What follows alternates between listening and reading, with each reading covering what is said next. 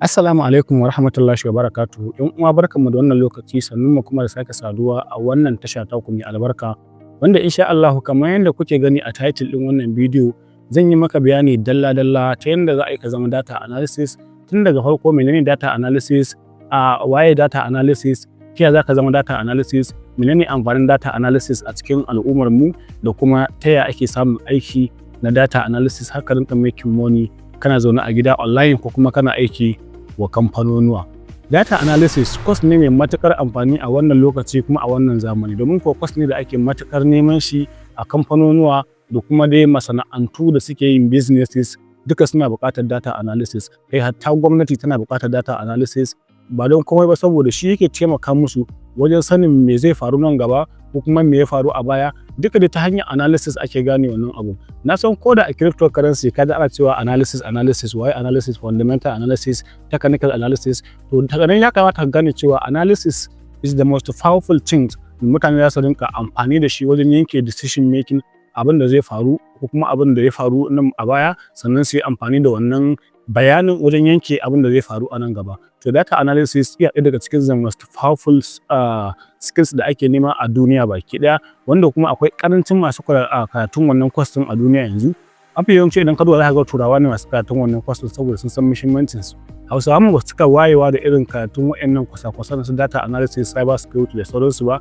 Duk da dai yanzu na ga mutane sun fara mai da hankali wajen koyon skills, to hakan ne dace cewa tunda na san menene data analysis, ni ɗalibin data analysis ne, na ga dacewa yau in zo ne muku bayani akan ya za a yi ka zama data analysis tun daga kan menene ma background da zaka koya da ka fara zama data analysis haka rinka samun aiki da shi ko ka rinka making money ko a online ko kuma dai physical a wasu kamfanonuwa daban-daban.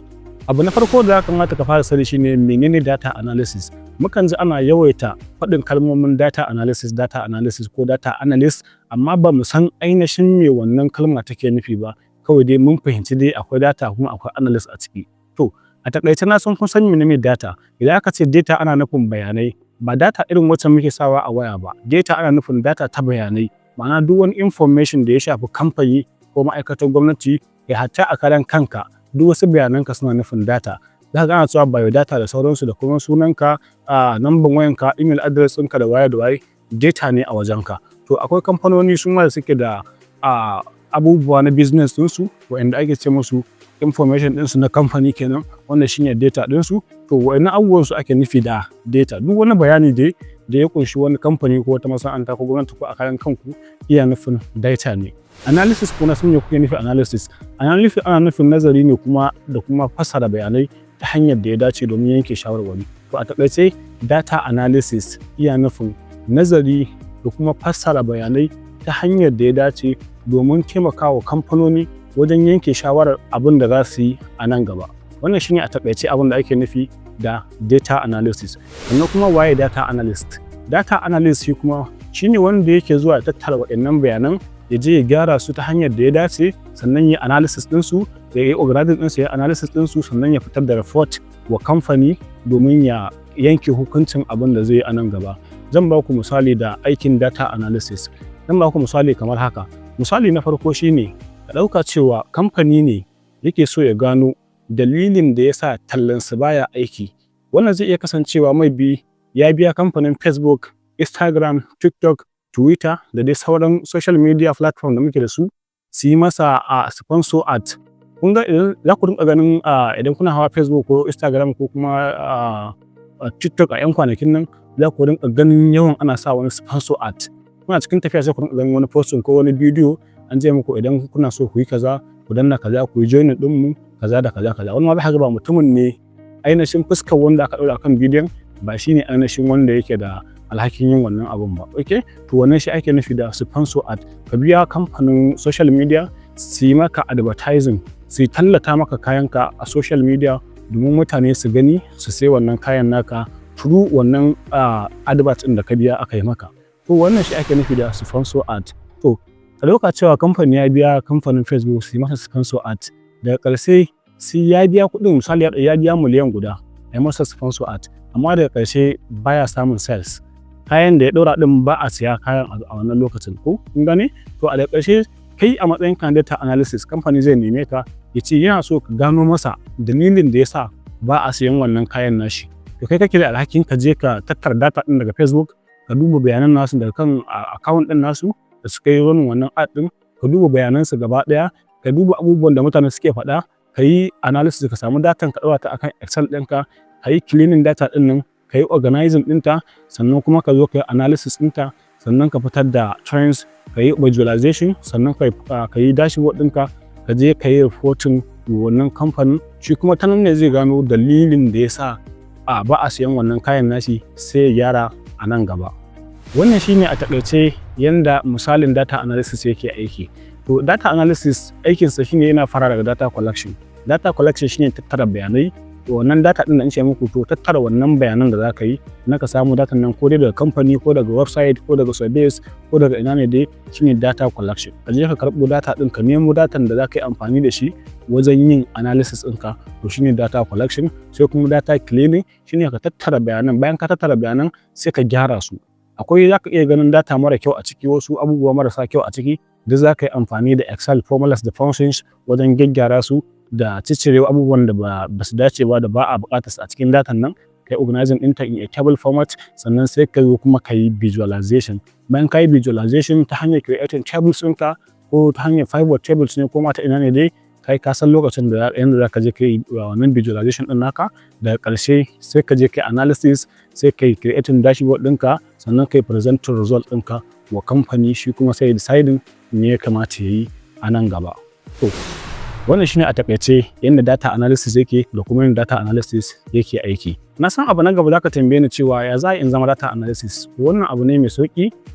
Yanda za ka zama data analysis abu ne mai sauƙi. Ta hanyar ka sa a ranka cewa kana so ka zama data analysis. Bayan ka fahimci data analysis, ka fahimci ya yake aiki, sai ka sa a ranka cewa kana so ka zama data analysis. Ta yaya za ka zama data analysis? Ya ka zama data analysis ne ta hanyar yin karatu, kamar yadda ake yin karatu a kowanne makaranta ko a kowanne course. Za ka iya zuwa karanci data analysis, amma mafi yawanci data analysis ba course ne da ake karanta shi a makarantun irin na Najeriya da sauransu ba. Sai wanda ya karanci computer science ko wani abu makamancin wannan, shine zai fahimci irin wannan abubuwa. Amma akwai online courses da kuma YouTube, za ka iya koyon data analysis duka a cikin waɗannan abubuwan.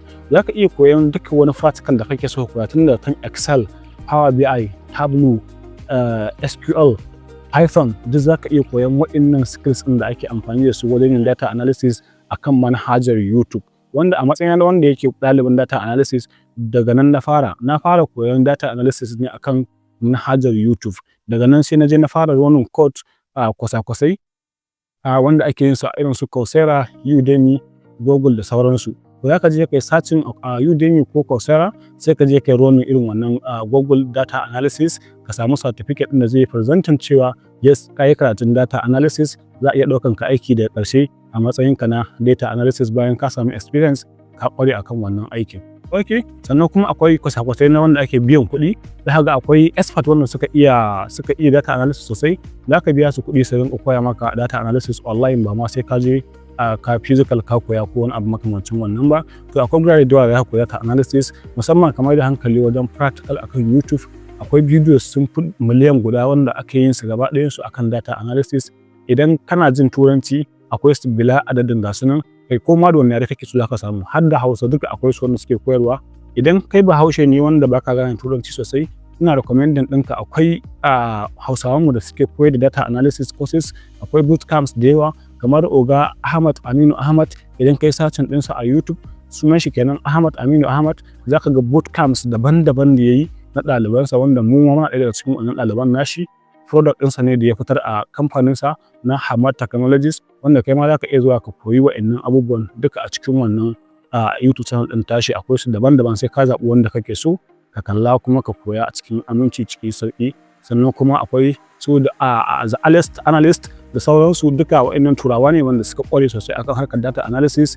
Amma ina recommended ɗinka ka fara koyon Excel da farko kafin ka je ka fara yin kowane course da za ka je ka koya na data analysis, wanda Excel ita ce background na farko da za ka koyi amfani da formulas da functions da ake amfani da su akan Excel. Sannan sai ka je ka fara zama irin ko Power BI, Tableau, sannan kuma ka ta bangaren programming irin su Python da kuma dai SQL query kenan, da za ka je ka offline ka fara koyon irin wa'annan advanced abubuwa din kenan. Wannan shine yadda za ka zama data analysis kuma har ka koyi data analysis.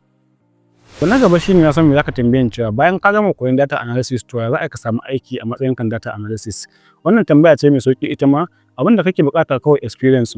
Ka sami experience ka fara yin internship, ka fara yin aikin volunteer, ka fara yin aiki na kyauta wa kamfanonuwa ko wa wasu ma'aikatu na kusa da kai na unguwarku, ka fara samun 'yan kasuwar unguwarku ka fara yi musu bayani kai data analysis ne, ɗalibi ne kai, kana so su rinƙa baka bayanan kasuwancinsu na cinikayyarsu kenan na wata ko na shekara, ka rinƙa sa musu kana lissafa musu kana gano musu wanne kaya suka fi sayarwa, ribar nawa suka samu da sauransu.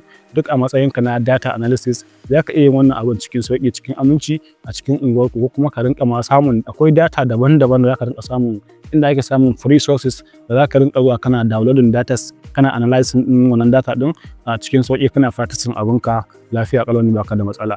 Abin da kake buƙata ko kwamfutarka za ta taimaka maka wajen yin wannan abubuwan cikin sauƙi, cikin aminci.